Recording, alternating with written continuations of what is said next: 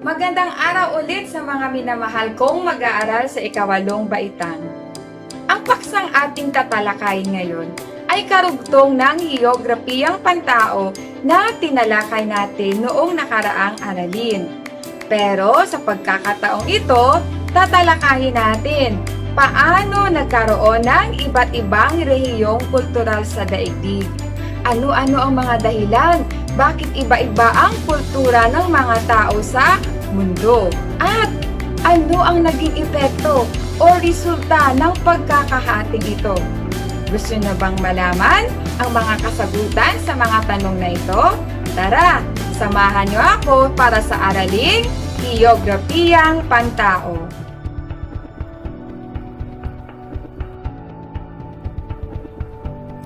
Bago natin talakayin ang ating bagong aralin, babalikan muna natin ang mga pinag-aralan natin sa nakaraang aralin. Ihanda ang inyong mga kwaderno at panulat at sagutan ang mga sumusunod na mga tanong. Una, ito ay lugar na pinagmulan ng kultura.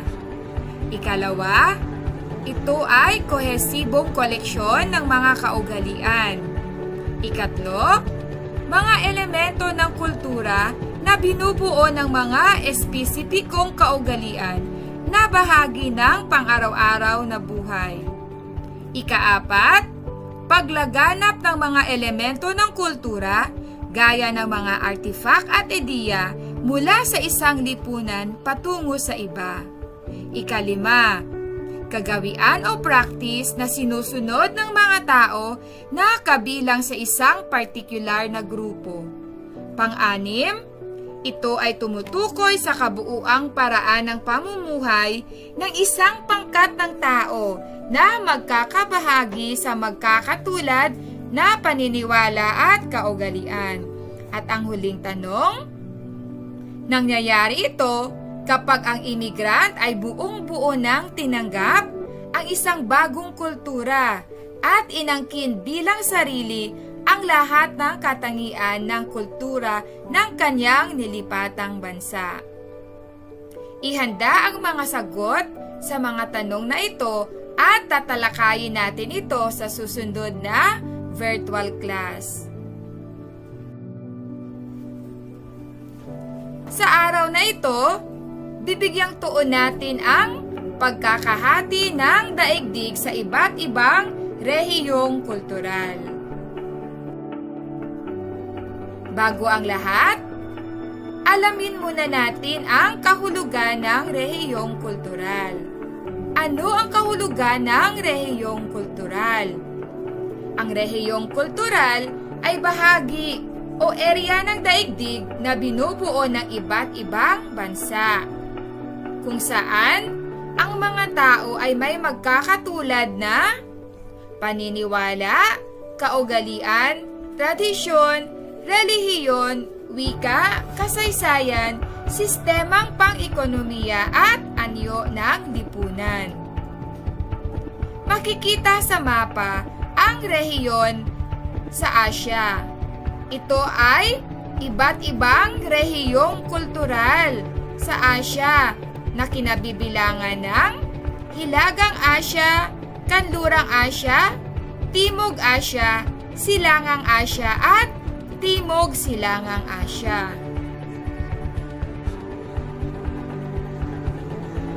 Ipapakita ko sa inyo ang mapa ng iba't ibang rehiyong kultural sa daigdig. Suriin nating mabuti ang mapa. Ilan ba ang mga rehiyong kultural sa daigdig? Una, ito ay ang Anglo-American. Sunod, Insular Oceanic, Latin America, European, Islamic, Sub-Saharan Africa, Slavic, Sino-Japanese, Indic, Southeast Asian at Austral-European. Suriin niyong mabuti ang mapa. Dahil sa susunod na slide, magkakaroon po tayo ng isang quiz. Handa na ba kayong sagutan itong quiz? Ihanda ulit ang inyong mga kwaderno at panulat. Ready? Ang unang tanong, anong rehiyon ang kinabibilangan ng Australia at New Zealand? Makikita sa baba ang mapa. Ano po ang sagot? Ito po ay Austral-European. Magaling! Sunod na tanong.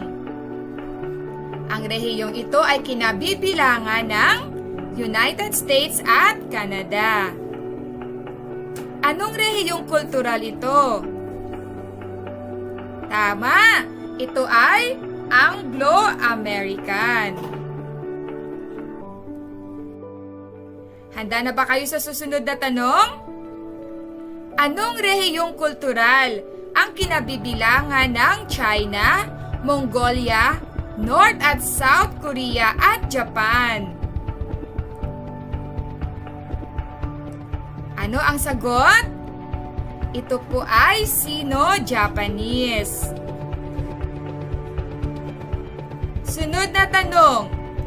Mga bansa sa Timog Asya na kinabibilangan ng India, Nepal, Bhutan at Tibet. Final answer? Ito po ay rehiyong kultural ng Indik. Sunod, mga bansa sa Central America, Caribbean at Timog Amerika. Ang sagot ay Latin America. Ito naman ay rehiyong kinabibilangan ng Russian Federation at Siberia. Makikita po natin sa mapa ang rehiyong ito. Ang tamang sagot po ay Slavic. Magaling! Sunod na tanong, ito ay rehiyong kinabibilangan ng Pilipinas, Thailand, Indonesia, Malaysia at Cambodia. Alam kong alam nyo ito. Kasama din po dito ang Laos at Vietnam. Alam nyo na yung sagot? Ito ay ang rehiyong kultural ng Timog Silangang Asya.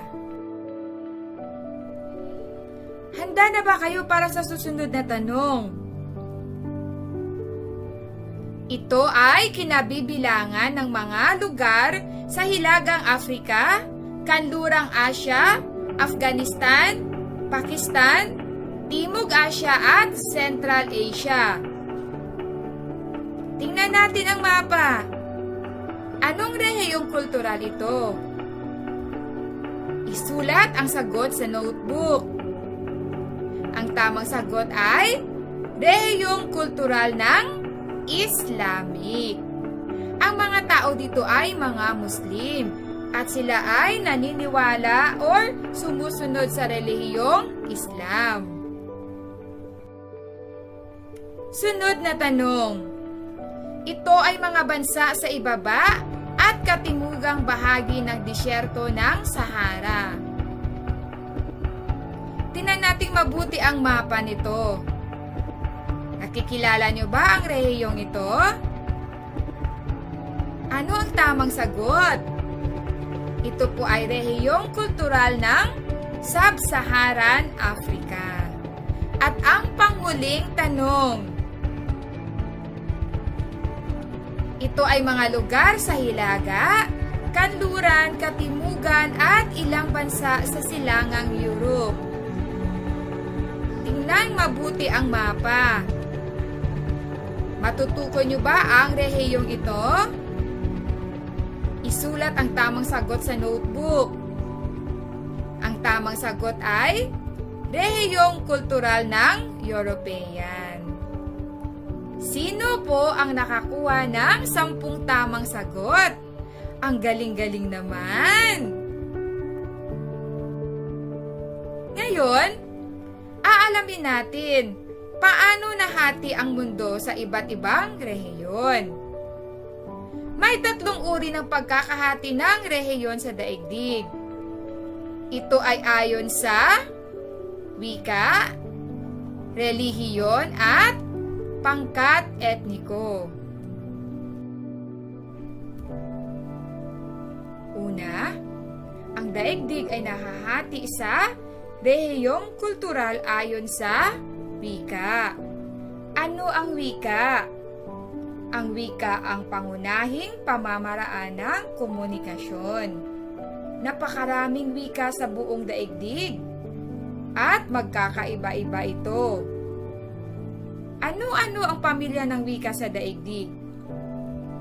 Una, ito ay ang pamilya ng wika ng Indo-European. Sunod, ito ay ang Niger-Congo. Pangatlo, Afro-Asiatic. Pang-apat naman ay Dravidian. Ang sunod ay ang Japanese-Korean.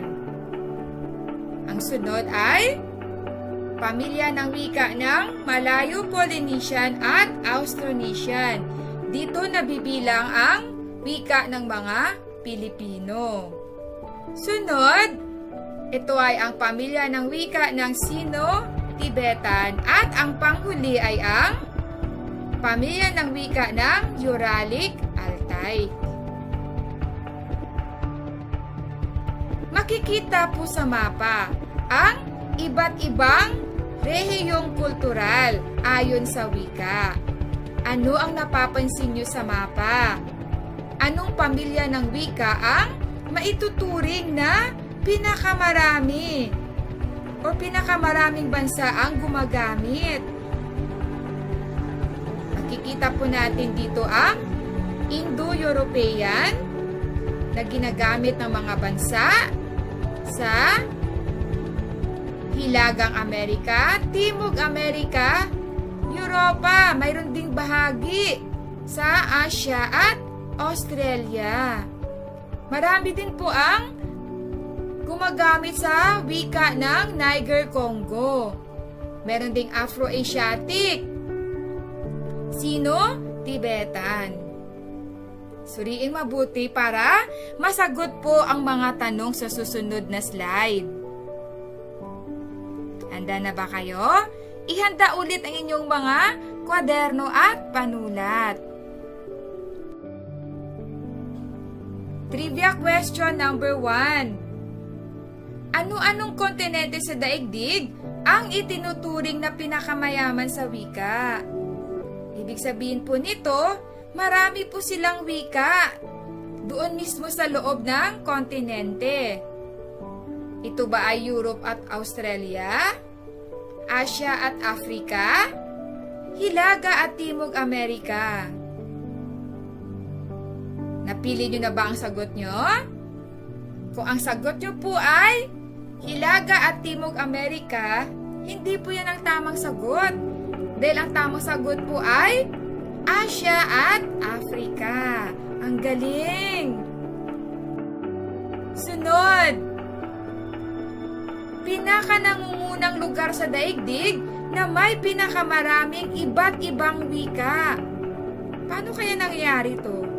Sa isang lugar, ang dami pong wika. Ang mga tao ay nagsasalita ng iba't ibang wika. Anong lugar kaya ito?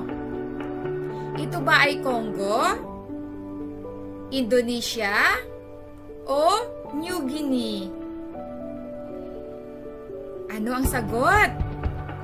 Ang tamang sagot ay letter C, New Guinea. Sunod, anong wika ang sinasalita ng mahigit sa 50 bahagdan ng mga tao sa daigdig? Wow, ang dami nito.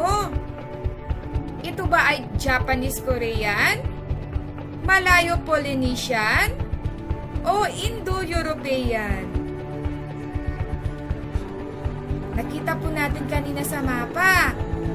Ang tamang sagot po ay Indo-European. Sunod na tanong. Batay sa mga individual na wika, ano ang wika ang may pinakamaraming taong nagsasalita? Maraming taong nagsasalita ng wikang ito. Kahit saan, saang bahagi ng mundo, may mga taong nagsasalita ng wikang ito. Ano kaya ito? A. Chinese Mandarin, B. English, C. Spanish. Alam ko na. Sinagot nyo ba ay English? Ang tamang sagot po ay Chinese Mandarin o Mandarin Chinese. Sunod. Anong wika ang itinuturing na pinakamalaganap sa buong mundo? Itinuturing din itong wika ng globalisasyon at wika ng internet. Alam ko na. Alam kong alam nyo na ang sagot na ito. Ito ba ay Mandarin Chinese, English o Spanish? Ayan, ang tamang sagot ay English. Kahit maliliit na bata ngayon ay marunong ng mag-English.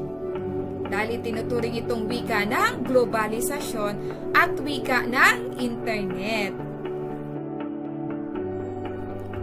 Ang susunod ay ang pagkakahati ng daigdig sa iba't ibang pangkat panrelihiyon.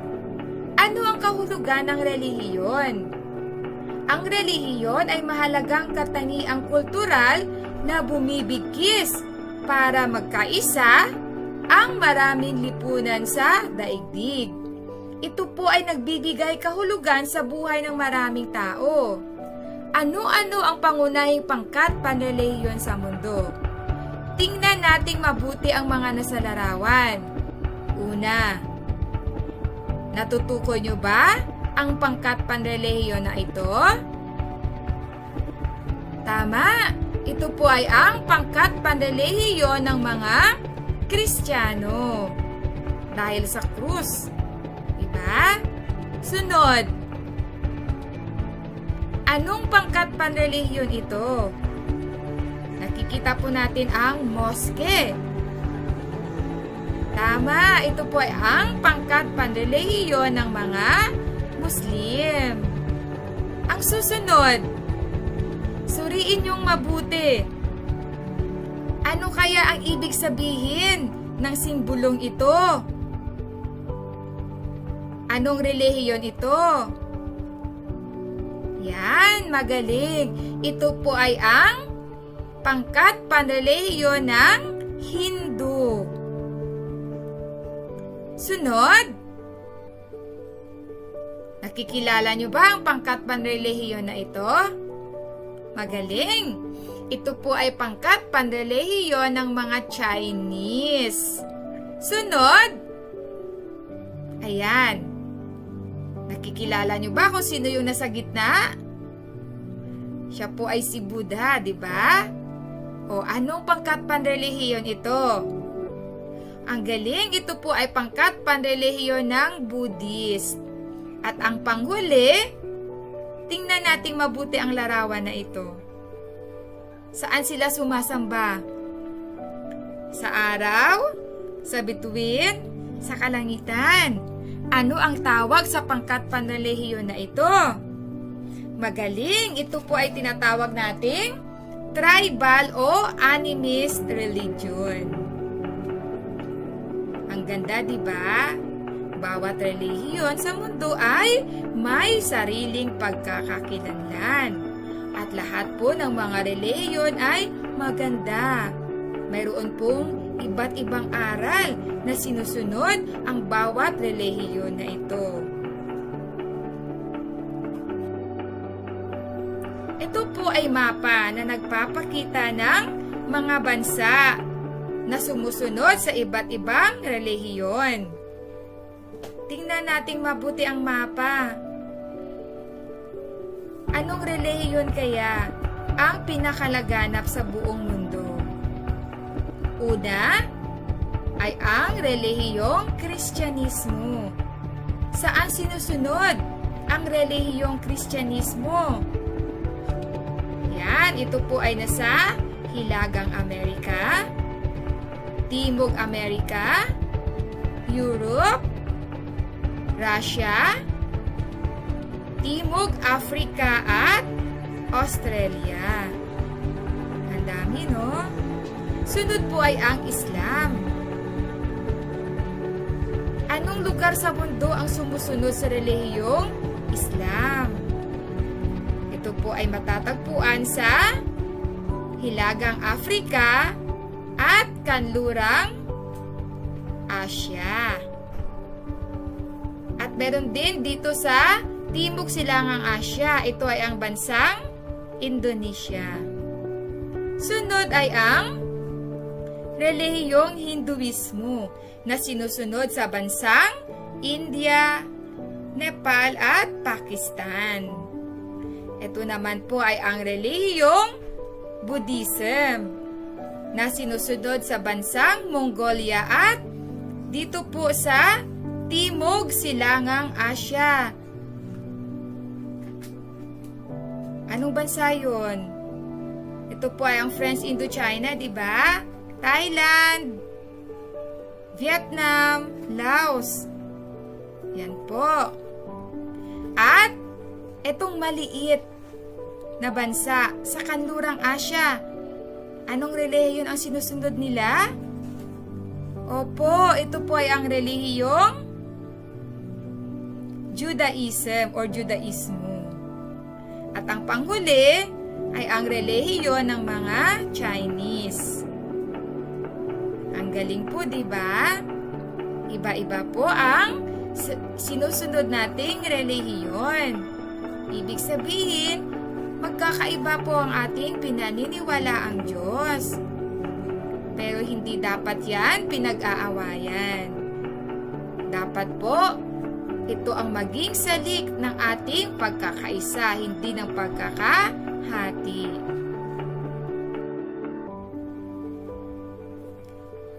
Merong iba't ibang pag-uuring panrelihiyon sa mundo. Una ay ang relihiyong lokal. Ano po ang ibig sabihin ng relihiyong lokal? Ang relihiyong lokal ay paniniwalang espiritual kung saan nakatuon sa lawak ng isang rehiyon. Naghahangad lamang na mapanatili ang mundong espiritual ng mga tao batay sa kanilang mga lokal na tradisyon. Ang halimbawa po ng relihiyong lokal ay ang Budismo at ang mga katutubong relihiyon ng mga Native American. Ang sunod naman ay ang relihiyong etniko. Ang relihiyong etniko ay nakatuon lamang sa isang pangkat etniko. Hindi lumaganap sa ibang kultura ang relihiyong ito. Ito ay hinubog ng katutubong paniniwala, alamat at kaugalian ng iba't ibang pangkat etniko. Wala silang hangaring magsagawa ng konbersyon ng mga tao sa kanilang paniniwala. Ang animism or animismo ay isang halimbawa ng relihiyong etniko. Pag sinabi nating animism, sila po ay sumasamba sa espiritu at puwersa ng kalikasan. At ang animism po ay isang uri ng politism, kung saan naniniwala po sila sa maraming Diyos. Ang sunod naman ay universalizing religions o evangelical religions. Ano ang ibig sabihin nito?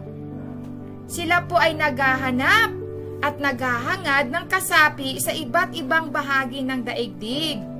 Hangad ng relihiyong ito na mapag-isa ang mga tao na nagmula sa iba't ibang pinagmulan o background at umaasang maging katanggap-tanggap sa mga taong nagmula sa ibang kultura.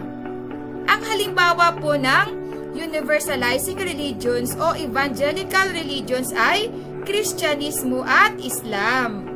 Ito po ay nakabatay sa monotheism o paniniwala sa iisang Diyos. Pinalawak ang kasapian sa pamamagitan ng mga misyonero na aktibong nangangalap at nang-aakit ng mga bagong kasapi sa buong daigdig. Napakabilis ang paglaganap sa lahat ng mga relihiyon. At ang pang-apat po ay tinatawag nating non-evangelical religions. Laganap ito sa daigdig kahit hindi aktibong nangalap ng mga bagong kasapi.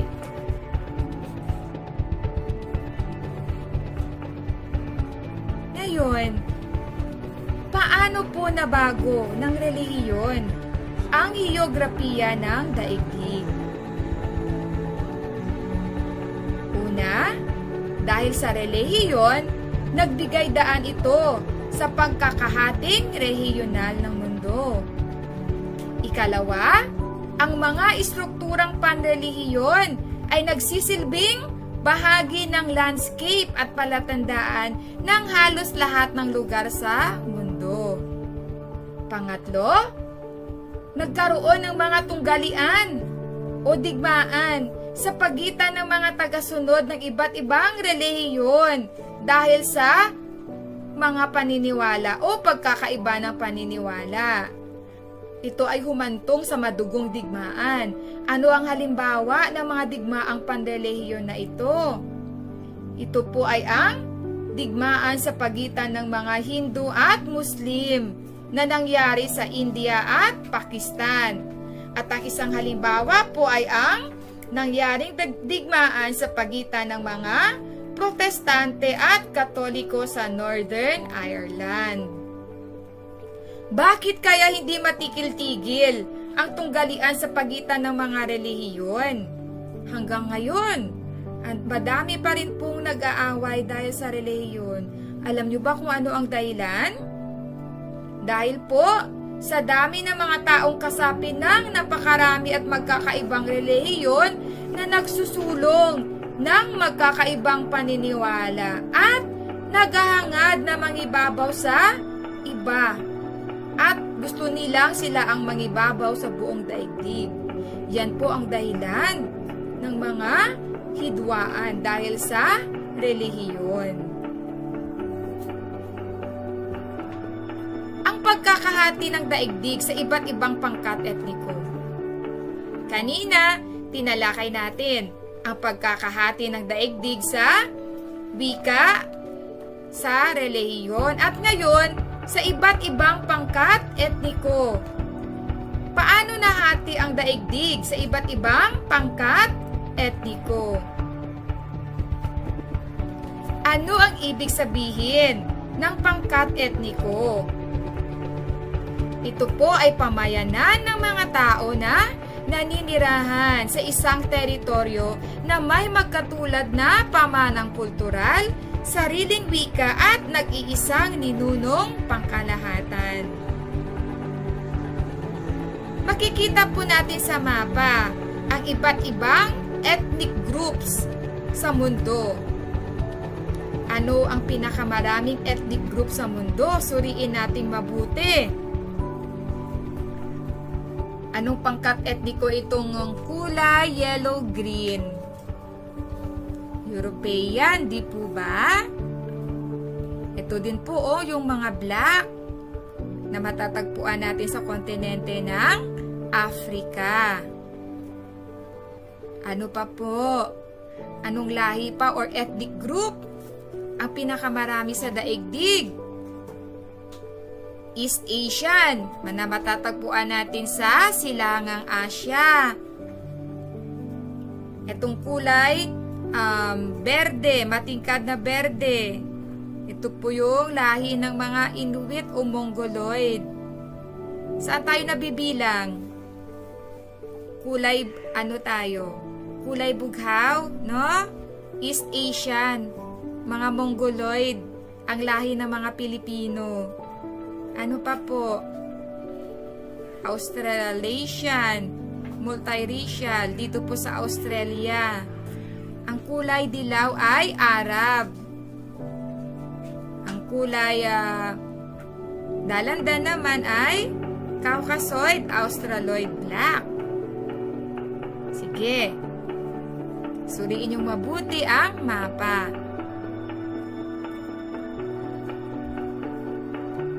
Bakit kaya nagkaroon ng iba't ibang pangkat etniko sa daigdig? Alam niyo ba kung ano yung mga dahilan? Ayan. Bakit nagkaroon ng iba't ibang pangkat etniko sa daigdig? Ano-ano yung mga dahilan? Una, dahil sa mga katangiang pisikal ng rehiyon. Halimbawa ay ang mga bundok, mga kapatagan. Sunod, ayan, dahil sa mga matatayog na mga kabundukan, disyerto at katubigan. Ano-ano ang naging epekto ng pagkawalay-walay ng bawat pangkat ng mga tao? Sa tingin nyo ba nagkaroon ito ng epekto? May maganda at hindi magandang epekto ang pagkawalay-walay natin sa iba't ibang pangkat. Una, nakabuo ng iba't ibang pangkat etniko na may sariling wika, tradisyon at kaugalian. Sunod, nagbunga ito ng napakayamang kultura. At ang pangatlo, ito po ang hindi magandang epekto. Naging malaking suliranin sa pagkakaisa bilang isang bansa. Dahil magkakaiba-iba ang pangkat etniko, magkakaiba yung wika, tradisyon at kaugalian, nagkaroon po ng hindi pagkakaunawaan.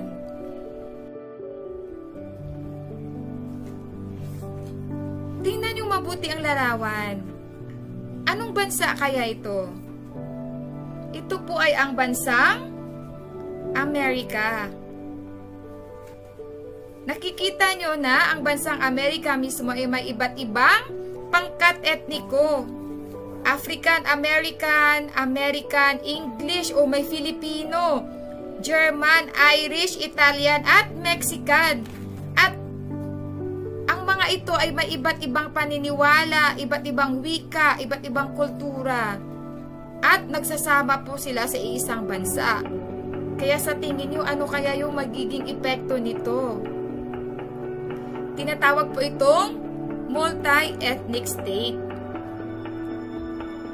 Ang tawag sa isang bansang binubuo ng mahigit sa iisang etnisidad. Kaya sa Amerika, diba, naririnig nyo po yung mga balita, yung hidwaan o hindi pagkakaunawaan sa pagitan ng mga Black Americans, no, at mga White Americans.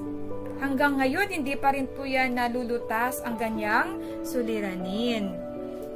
Dahil po sa pagkakaiba ng kulay, pagkakaiba ng paniniwala. Ano ang naging resulta ng tensyong etniko? Maganda kaya o hindi? Alamin natin. Una ay nagkaroon ng karahasang etniko. Ang halimbawa po ng karahasang etniko ay tinatawag nating ethnic cleansing. Ano ang ethnic cleansing? Ito po ay sistemang pagkilos ng higit na malakas na pangkat etniko na makalika ng isang rehiyon na binubuo ng nag-iisang pangkat etniko lamang sa pamamagitan ng sapilitang pagpapalayas o maramihang pagpatay ng mga kasapi ng ibang pangkat etniko. At ang halimbawa po ng ethnic cleansing ay ito po, tinatawag nating genocide. Tingnan niyo po ang larawan. Ano ang ibig sabihin ng genocide? Ito po ay sadya at planadong maramihang paglipol sa isang partikular na pangkat ng tao na maaaring umabot sa milyon-milyon. Ano yung halimbawa ng genocide? Ito po ay ang mga ginawa ng mga Nazi sa mga Jews at Gypsies. At ang sunod ay ang killing rampage. Ano itong killing rampage? Parang katulad din po ito ng genocide. Ito po ay walang pakundangang pagpatay. Ang halimbawa po ng killing rampage ay ang mga isinagawa ng mga Hutus sa Rwanda sa mga Tutsis. Ang mga Hutus po ay mayoryang bumubuo sa 85% ng populasyon sa Rwanda at Burundi. At ang mga Tutsis naman ay ang mga minorya na bumubuo lamang sa 14% ng populasyon sa Rwanda at Burundi. At nag-away-away po sila hanggang sa mauwi sa tinatawag nating killing rampage. At ang isa pang resulta ay ang digmaan. At nauwi ito sa tinatawag nating partition. Ano ang ibig sabihin ng partition? Ang partition ay ang paghahati ng teritoryo sa pagitan ng mga pangkat etniko upang sila ay bumuo ng magkakahiwalay na bansang estado. Ano po ang halimbawa ng partition o mga bansang nahiwalay dahil sa digmaan sa relihiyon? Ang halimbawa po nito ay ang paghahati ng India noong 1947. Dahil ang bansang India ay binubuo ng mga Muslim at mga ano yung isa? Mga Hindu. Kaya nagkaroon ng pagkakahati sa bansang ito.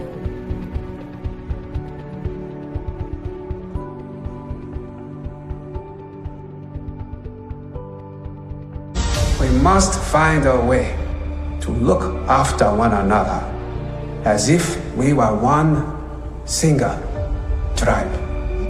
Simple lamang ang mensahe ng araling ito. Tayong lahat ay nabibilang sa iisang tribo. Ang tribo ng mga nilalang na nilikha ng Diyos mula sa kanyang imahe. Madami man tayong pagkakaiba, tayong lahat ay pantay-pantay sa kanyang paningin. Magkakaiba man ang ating lahi, ang ating kultura, ang ating mga kulay, lahat po tayo ay mahal ng Diyos. Ingatan po natin ang isa't isa, igalang po natin ang pagkakaiba, at higit sa lahat, ipagmalaki natin ang kulturang ating kinabibilangan. Hanggang sa muli, maraming salamat. Mahalin at ibahagi si Kristo.